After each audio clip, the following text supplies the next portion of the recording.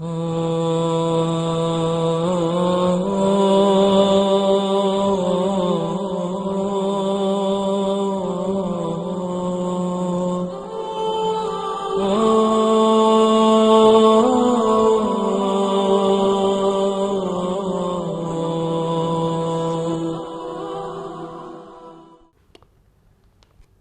الله الرحمن الرحيم. السلام عليكم أعزائي المشاهدين ورحمة الله وبركاته.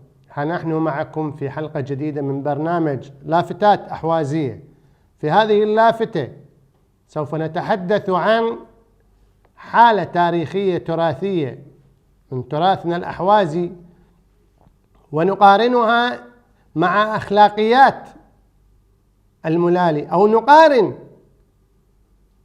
أخلاقيات الملالي الحسينيات بهذه الحالة التراثية اللي هي حالة سيدي محميد الدليل. سيدي محميد الدليل اللي نكون سامعين قصة شيخ الناصر، يظهر فيها هذا السيد يمثل النذالة والخسة، لأنه بعد أن أكرمه ناصر وأعطاه ما أعطاه، راح دل عليه وأفشى سره ومارس النذالة والخيانة في هذه الحالة.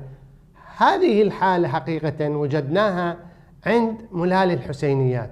ملالي الحسينيات يروحون يقرون عند العرب برا بالقرى بالمدن بالأرياف، ويكرمونهم أهل القرى، لأنه هذا يقرأ على الحسين وسيد لو معمم لو ملا، المهم فيكرمونه ويعطونه ويقومون بخدمته. وعندما يرجع منهم ويلتقون، هاي الحادثة صارت أنا شاهدتها بعيني، التقوا معممين ثلاثة، واحد كان رايح بأطراف ويس وواحد رايح بأطراف عبد الخان، وتجمعوا في مدرسة البهبهاني شارع نادري، كنت حاضرها. فواحد يسأل الثاني: شطوك المعدان؟ قال له: يولون المعدان هذولا، ضحكنا عليهم، شو يفهمون؟ ايش ما تقول لهم؟ هم يبكون، ومشينا عليهم 10 أيام قضيناها بروسهم، وخذينا اللي خذيناه من عندهم وجينا. تصور، هذه تمثل قمة الخسة والدناءة والنذالة، أنه أنت أيها المعمم أيها الملة تروح بوصفك جاي تقرأ سيرة الحسين، تمثل ثقافة أطلق عليها ثقافة الحسينية تيمنا بالحسين، والحسين براء منها. الناس أكرموكم، تقومون تمارسون هذا الاستهزاء بالناس. أليس هذه نذالة تشابه نذالة سيدي محميد الدليل؟ إلى متى هؤلاء المعممون، هؤلاء الملالي باسم الحسينية وباسم ثقافة الحسينية وباسم أهل البيت يضحكون على شبابنا وعلى شيابنا وعلى نسائنا وعلى بناتنا، ويأخذون المال من الفقراء؟ فقير ما عنده يطعم أولاده، يقطع من لقمة أولاده ويروح يعطيها للحسينية حتى الملة يقرأ عندهم. طيب، احترموا عقلية الناس اللي قاعد يكرمونكم وقاعد ينطونكم لأنكم جايين تنقلون لهم سيرة الحسين.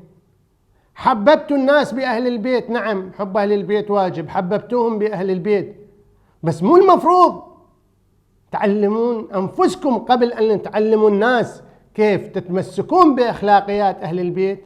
هل من أخلاقيات أهل البيت إنكم تستهزئون بالفقراء والمساكين؟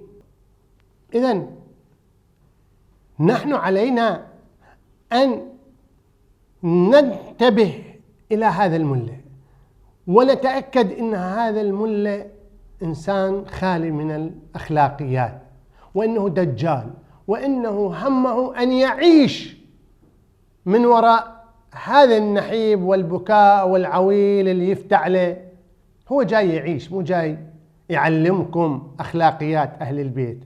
لو كان يحمل أخلاقيات أهل البيت لما كان نطق بهذه الكلمة معدان. يعني شنو؟ يعني هو يستهزئ أنه المعدان ناس قليلي ثقافة، مع احترامنا لمن يسمون المعدان، لأنهم أبناء شعبنا وبيهم رجال وبيهم شجعان وبيهم ناس مثقفين، ولكن مع الأسف قاتل الله ثقافة الحسينية تستهزئ بعقول الناس. مرة أخرى أستودعكم الله على أمل أن نلتقيكم في حلقة قادمة، والسلام عليكم ورحمة الله وبركاته.